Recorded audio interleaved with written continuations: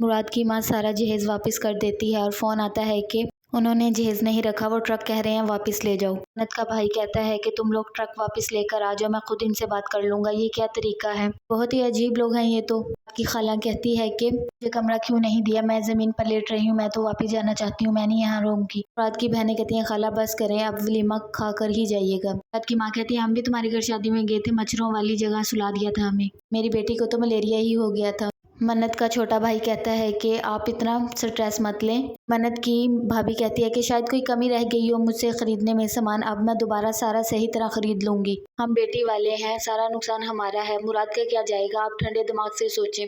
منت کی دوستیں کہتی ہیں مراد تمہارے لیے بھی سٹینڈ نہیں لے سکتا، اپنی ماں کے سامنے نہیں کھڑا ہو سکتا، بہت پیشنٹ سے کام لینا پڑے گا تمہیں۔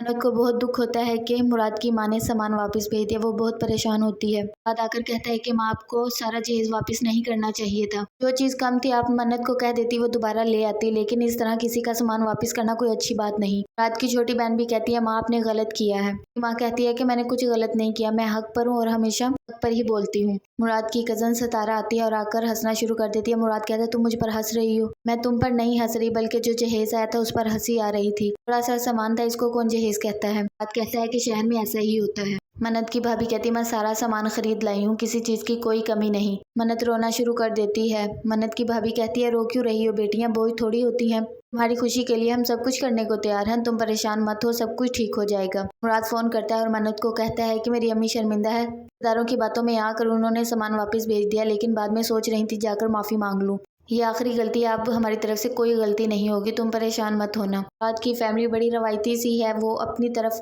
اپٹن کر رہے ہوتے ہیں، جس طرح گاؤں میں اپٹن کیا جاتا ہے ویسے ہی۔ دوسری طرف منت کے گھر میں بڑے اچھے انداز میں کیا جاتا ہے فنکشن، سنگنگ کی جاتی ہے۔ منت کے گھر والے جب مہندی لے کر آتے ہیں تو منت کا بھائی کہتا ہے اس طرح لگ رہا ہے جیسے کوئی نوسر بازوں، عجیب سا ماحول لگ رہا ہے۔